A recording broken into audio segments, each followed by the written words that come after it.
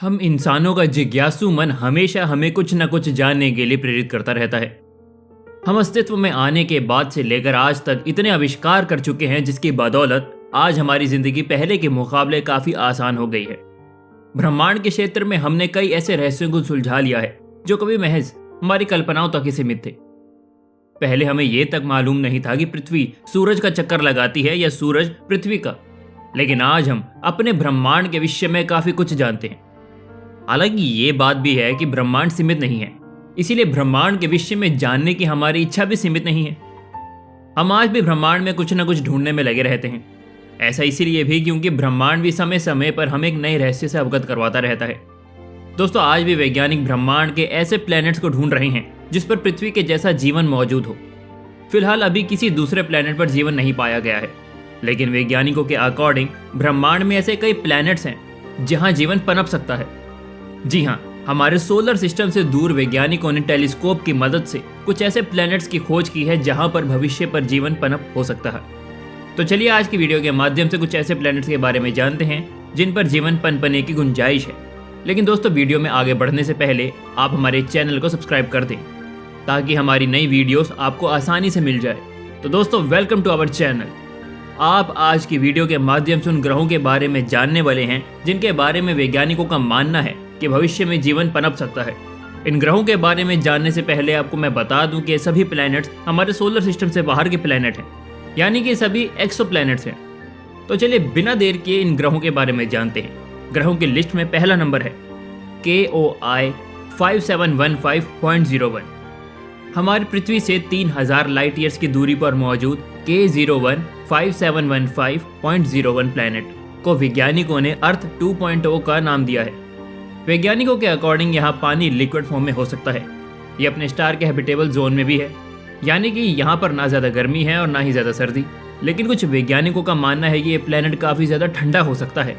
हालांकि इस प्लैनेट का ज़्यादा ठंडा होना कोई बड़ी समस्या नहीं है, क्योंकि इस समस्या को स्ट्रॉन्ग ग्रीन हाउस इफेक्ट की मदद से सुलझाया जा सकता है। दोस्तों, वैज्ञानिकों द्वारा इस अर्थ 2.0 नाम देने के पीछे की वजह यह भी है कि अपने होस्ट स्टार को ऑर्बिट करता है। इसका मतलब है कि इसका अपना एक सोलर सिस्टम होगा। वैज्ञानिकों ने इसके स्टार के बारे में भी जानकारी जुटाई है, जिसके अकॉर्डिंग स्टार की उम्र लगभग 10 बिलियन ईयर्स है। ये स्टार हमारे सोलर सिस्टम के सूरज से साइज में छोटा और डिम है। और तो और वैज्ञानिकों के अनुसार ये स्टार अगले 70 बिलियन ईयर्स तक ऐसे ही रहने वाला है। बात करें अगर KOI 5715.01 की उम्र की, तो इसकी उम्र लगभग 5 से 8 मिलियन ईयर्स है। पृथ्वी की तुलना में इसका आकार 10 गुना बड़ा है, यानी कि यहाँ पृथ्वी की तुलना में रिच बायोडाइवर्सिटी होने की पॉसिबिलिटी है। लेकिन दोस्तों, इस ग्रह पर पहुंचना फिलहाल हम इंसानों के लिए नामुमकिन है। तो चलिए अब दूसरे प्लैनेट के बारे में बात करते हैं। Number 2, स्पेक्युलोस 2c। स्पेक्युलोस 2c प्लैनेट हमारी पृथ्वी से लगभग 104 लाइट ईयर्स दूर है। ये साइज में हमारी पृथ्वी से लगभग 40 गुना बड़ा है। दोस्तों, ये प्लैनेट भी अपने स्टार के गोल्डीलॉक जोन यानी कि हैबिटेबल जोन में है। हालांकि इसका स्टार हमारी पृथ्वी के सूरज के मुकाबले काफी छोटा है, लेकिन ये अपने स्टार को काफी नजदीक से ऑर्बिट करता है। अपने स्टार का चक्कर पूरा करने में इसे 8.5 दिनों का समय लगता है, यानी कि इस प्लैनेट के एक साइड काफी ज्यादा दिन तक होते हैं और दूसरा साइड काफी समय तक रात रहती है। दोस्तों, वैज्ञानिकों द्वारा ढूंढे गए एक्सोप्लैनेट्स में स्पेक्युलोस 2c हमारी पृथ्वी से बेहद नजदीक है, लेकिन फिर भी अभी तक की सबसे तेज टेक्नोलॉजी की सहायता से यहाँ जाने में हमें लगभग 2 लाख वर्ष लग जाएंगे। सीधे तौर पर कहें तो इस प्लैनेट पर जाना भी फिलहाल असंभव है। तो चलिए आगे बढ़ते हैं और दूसरे प्लैनेट के बारे में जानते हैं।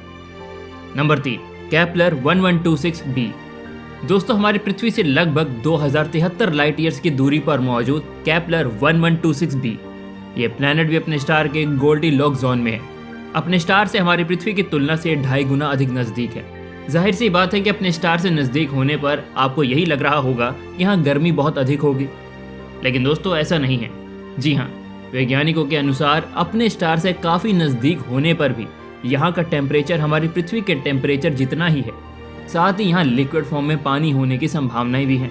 ये प्लैनेट जिस सोलर सिस्टम से बिलोंग करता है वो लगभग 7.45 बिलियन ईयर्स पुराना है, यानी कि सोलर सिस्टम हमारे सोलर सिस्टम से भी काफी पुराना है।